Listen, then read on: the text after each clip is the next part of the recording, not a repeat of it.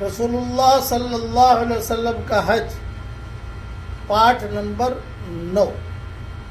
وادی عصفان جب پہنچے تو وہاں پر رسول اللہ صلی اللہ علیہ وسلم نے حضرت صالح اور حضرت ہود علیہ السلام کا تذکرہ کیا، اور وہیں پر سراقہ ابن مالک بھی ملے، اس سفر میں ساتھی تھے وہ۔ سراقہ ابن مالک یہ وہی ہیں جنہوں نے ہجرت کے وقت میں حضور صلی اللہ علیہ وسلم کا پیچھا کیا تھا۔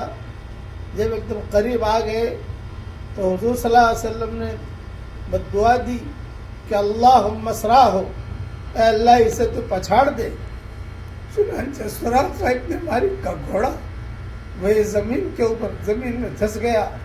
سراقہ ابن مالک سمجھ گئے کہ یہ کوئی اللہ کی طرف سے کوئی چیز ہے۔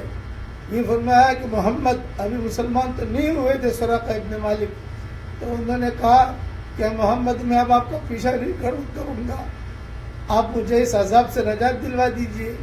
حضور صلی اللہ علیہ وسلم نے دعا کی کہ اللہ اسے آزاد کر دے۔ وہ گھوڑا نکل گیا تو سراقہ ابن مالک کو پھر 100 گھوڑوں کی گرمی چڑھی کہ یہ تو ہونا ہی تھا۔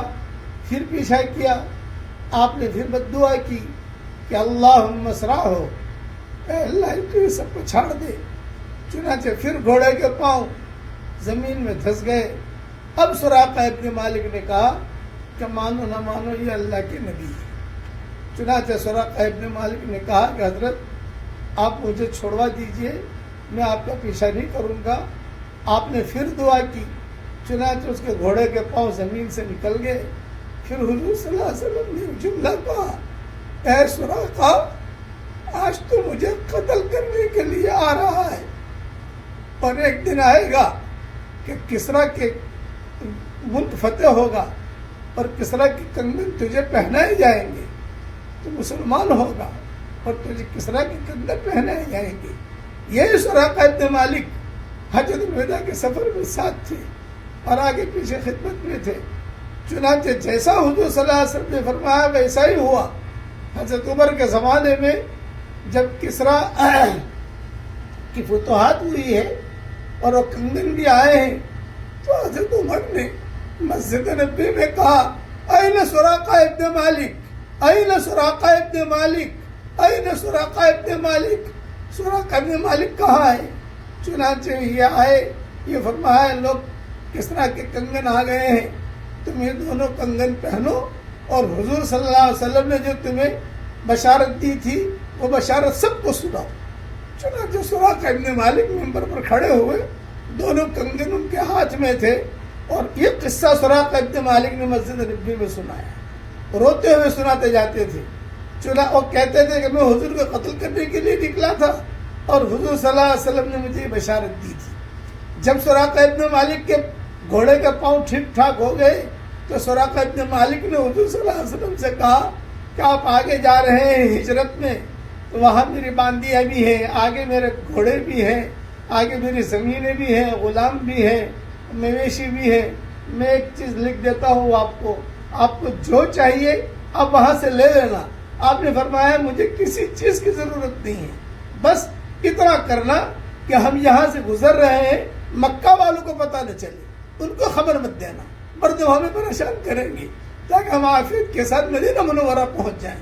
یہ سراقہ ابن مالک یہ عصفان میں حضور صلی اللہ علیہ وسلم کے قریب تھے، اور انہوں نے زور سے حضور صلی اللہ علیہ وسلم سے کہا کہ حضرت آج ہمیں حج کے ایسے مسائل بیان کیجیے ہمارے سامنے جیسے کسی بالکل آج بچہ پیدا ہوا ہو اور اس کو کوئی چیز سکھائی جاتی ہو، اس طریقے سے ہمیں حج کے مسائل آپ بیان کیجیے۔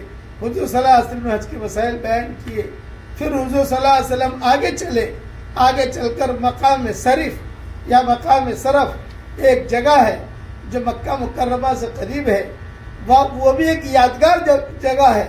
حضرت میمونہ رضی اللہ تعالی عنہ کا نکاح اسی جگہ پر ہوا تھا جب عمرہ قضاء کے لیے حضور تشریف لائے تھے، اور اسی جگہ ایک درخت تھا، اس درخت کے نیچے عروسی ہوئی تھی، یعنی رخصتی ہوئی تھی، اور اسی درخت کے نیچے ہی ان کا انتقال ہوا۔